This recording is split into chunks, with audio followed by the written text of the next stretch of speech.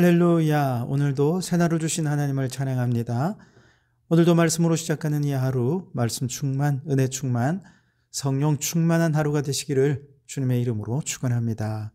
자, 오늘 우리에게 주시는 하나님 말씀은 아모스 2장 1절로 8절까지입니다. 하나님의 말씀을 경청하시기 바랍니다. 여호와께서 이와 같이 말씀하시되 모압의 서너 가지 죄로 말미암아 내가 그 벌을 돌이키지 아니하리니 이는 그가 에돔 왕의 뼈를 불살라 죄를 만들었음이라. 내가 모압에 불을 보내리니 그리옷 궁궐들을 사르리라. 모압이 요란함과 외침과 나팔 소리 중에서 죽을 것이라.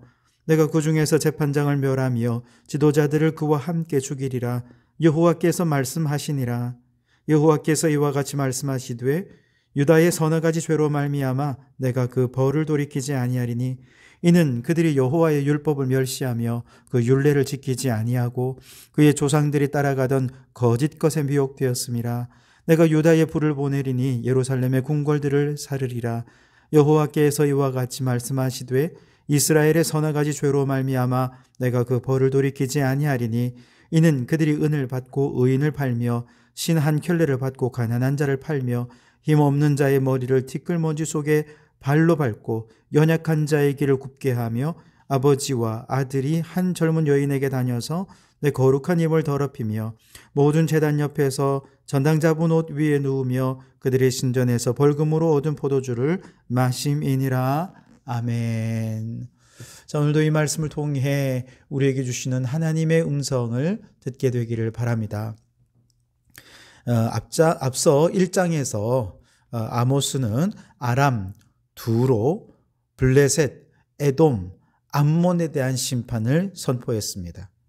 그리고 2장으로 넘어오면 이어서 이방 나라 중에서는 모압에 대한 심판을 선포하고 곧이어서 남유다, 북이스라엘에 대한 심판을 선포하는 내용이 오늘 2장입니다. 2장 1절 말씀에 보시면 모압에 대한 심판을 선포하시는데 그 죄명이 이렇습니다.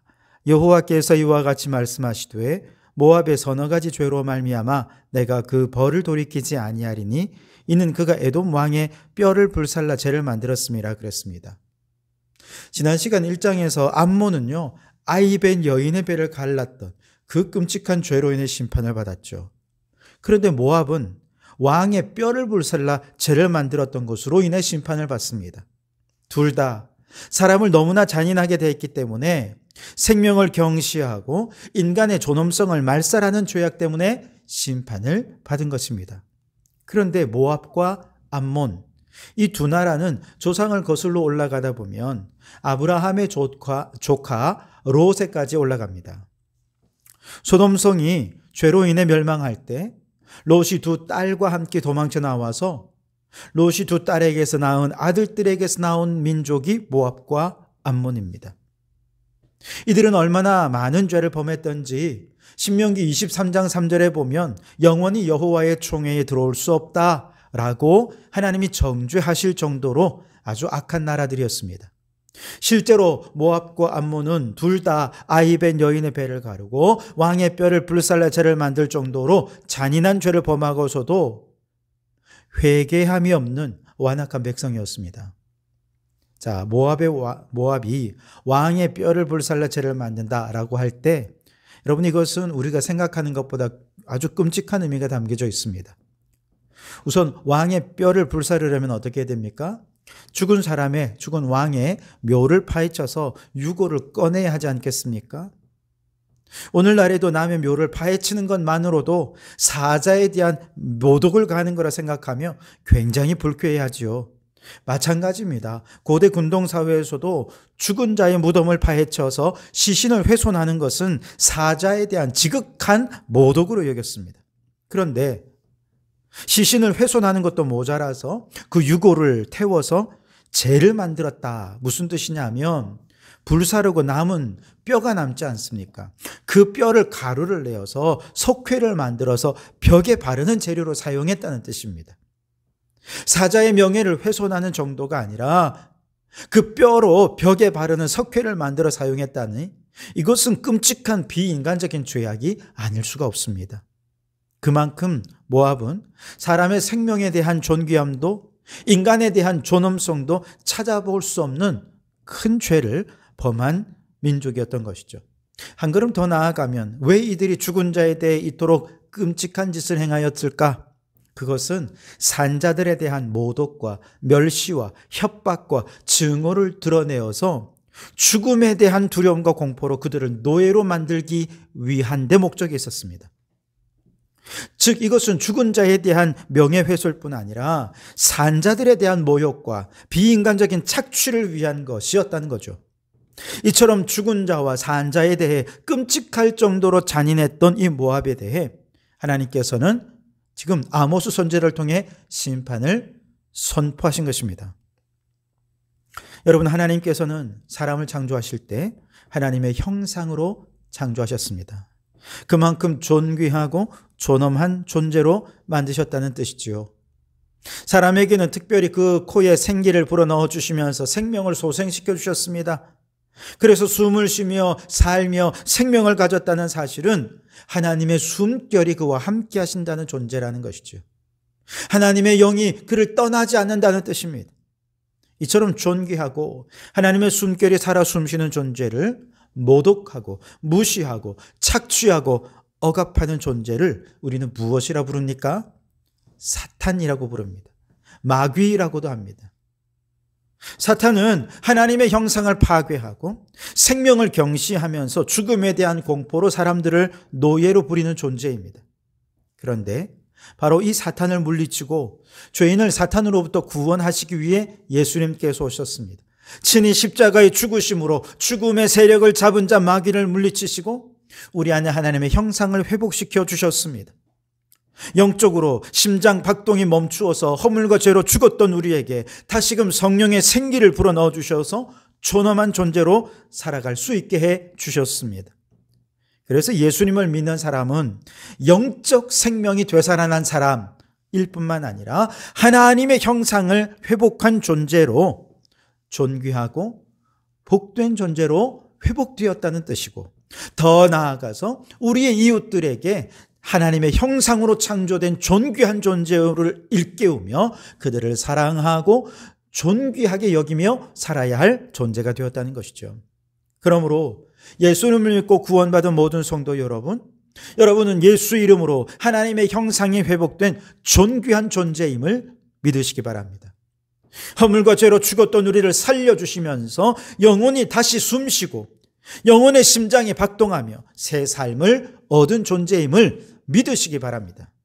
이제 우리는 모든 생명을 사랑하고 존귀히 여기며 살고 여전히 죄 가운데 살면서 마귀의 종 노릇하며 생명을 경시하고 자신을 무가치하게 여기는 이웃들에게 하나님이 당신을 얼마나 사랑하시는지, 하나님이 얼마나 그 생명을 존귀히 여기시는지 증거하는 자로 살아가는 성도들이 되실 수 있기를 바랍니다. 4절에 보시면 두 번째로 유다에 대한 심판을 선포하십니다. 유다가 심판을 받게 된 이유는 이것입니다. 4절에 그들이 여호와의 율법을 멸시하며 그 율례를 지키지 아니하고 그의 조상들이 따라가던 거짓 것에 미혹되었습니다. 여기서 거짓 것은 나나주의 우상이다 이렇게 표현되어 있죠. 해석이 되어 있습니다. 먼저 하나님이 이들을 심판하는 기준이 뭐라고 말씀하십니까? 율법입니다. 여호와의 율법을 잘 지켰는가 그렇지 않은가가 심판의 기준이 된다는 거죠. 사실 이방 나라들에게는 이 율법을 주지 않으셨기 때문에 이런 기준을 적용할 수가 없어요. 그런데 유대인들은 율법을 맡은 자죠. 그래서 율법을 맡은 자에게는 그만한 책임이 있는 것이고, 하나님께서는 율법을 잘 준수했는가 이것을 따라서 그들을 심판하시겠다는 것이죠. 로마서 2장 12절에 무릇 율법 없이 범죄한 자는 율법 없이 망하고 무릇 율법이 있고 범죄한 자는 율법으로 말미암아 심판을 받을 것이다. 그렇게 말씀하십니다. 하나님께서 유대인들에게 율법을 주신 이유는 무엇입니까? 이미 구원받은 백성들이 이 땅에서 성화의 삶을 살면서 구원을 이루다가 저 천국에서 구원을 완성하게 해주시겠다는 하나님의 약속이죠. 그래서 하나님과의 언약입니다. 내가 너희를 그렇게 구원을 이룰 수 있게 해주시겠다는 하나님의 약속인 것이죠. 그런데 율법을 따라 행하지 않았다. 이것은 무엇을 말합니까? 언약이 파기되었다는 뜻입니다. 하나님의 언약을 파기하셨습니까? 결코 그렇지 않습니다. 하나님은 어떻게든 이 언약을 지켜내기 위해 최선을 다하십니다. 그러나 인간의 문제입니다. 인간은 수시로 언약을 파기하고 고멜처럼 남편 대신 하나님의 품을 떠나 우상의 품에 안기고 세상의 쾌락과 탐욕의 품에 안겨 살아가는 영적 간음을 행하는 자가 된 것이죠. 이러한 영적 간음은 이미 이스라엘이 조상적부터 해오던 죄악이고 하나님께서는 오랜 세월 이 백성들이 영적 간음의 죄를 벗어나서 하나님만 사랑하라고 돌아오도록 그렇게 선지자들을 통해 말씀해 주셨는데 지금 이들이 또다시 조상들과 똑같은 죄를 범하고 이제는 죄책감도 없어요. 양심의 가책도 없습니다.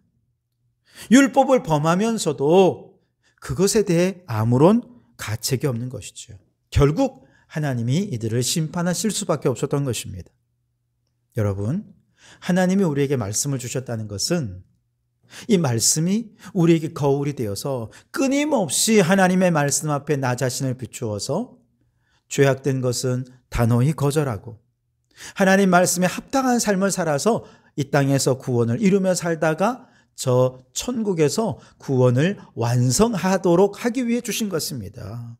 그렇다면 오늘 우리는 하나님의 말씀의 거울 앞에서 우리 자신을 돌아보면서 말씀에 쳐서 끊임없이 우리 자신을 복종시키는 삶을 살아야 할 줄 믿습니다. 그래야 심판을 벗어나 복을 누리게 될 줄 믿습니다. 6절에는 북이스라엘에 대한 심판을 선포합니다. 이들이 심판을 받게 된 이유는 6절 하반절에서 7절까지 보시면 그들이 은을 받고 의인을 팔며 신 한 켤레를 받고 가난한 자를 팔며 힘없는 자의 머리를 티끌먼지 속에 발로 밟고 연약한 자의 길을 굽게 하며 아버지와 아들이 한 젊은 여인에게 다녀서 내 거룩한 이름을 더럽혔기 때문이다 라고 말씀하십니다. 북이스라엘은 우선은 자신의 이기적인 탐욕을 채우기 위해 가난한 자를 착취하고 힘없는 자를 압제한 악행을 범한 죄로 인해 심판을 받았습니다. 또한 두 번째로는 음행을 행한 죄 때문에 심판을 받았는데 이 음행은 우상 숭배의 제의 속에서 행해지는 음란입니다. 바알 숭배 의식 속에 참석한 사람들은 여러 사람들이 한 여사제, 한 신전 창기들과 더불어서 성적인 교합을 했는데 그러다 보니 아버지와 아들이 한 창기와 더불어 성적 행위를 하는 그런 경우들도 있었다는 것이죠. 이러한 우상 숭배는 사회를 성적으로 문란하게 만들 뿐만 아니라 질서를 어지럽혀서 가정을 깨뜨리고 가족 관계를 말살시키는 결과를 초래하게 됩니다. 여러분, 우리는 나의 이기적인 욕망을 채우기 위해 가난한 자를 억압하고 착취하는 죄를 범해서는 안 되겠습니다.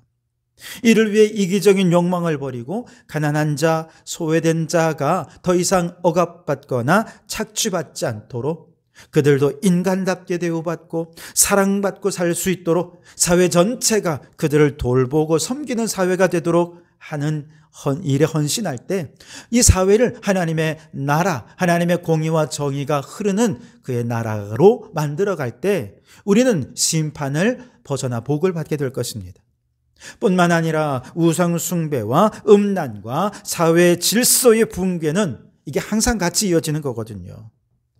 그래서 사회를 회복시키기 위해 어떻게 해야 되느냐? 우상을 버리고 하나님을 섬기며 가정을 회복하는 일에 힘써야 한다는 것이지요. 오늘날 이 시대는 빈익빈 부익부 현상이 심화되면서 착취와 억압이 제도적으로 고착이 되어가는 느낌이 있습니다. 다른 한편으로는 음란과 가정의 붕괴가 사회 질서를 근본적으로 변화시키고 있어요. 이 세대 가운데 그리스도인으로 산다는 것은 무엇을 말하겠습니까? 가난한 자, 억압과 착취당하는 우리의 이웃들을 감싸주고 그들의 친구가 되어주고 그들을 돕고 섬기는 자가 되어야 한다는 것입니다. 뿐만 아니라 순결하고 거룩하게 가정을 지킴으로 이 사회를 온전케 하는 일이 우리의 사명이 되어야 한다는 것을 의미하는 것이죠. 그러니 여러분, 다시 말씀을 정리해 보면 우리는 생명을 존귀히 여겨야 합니다.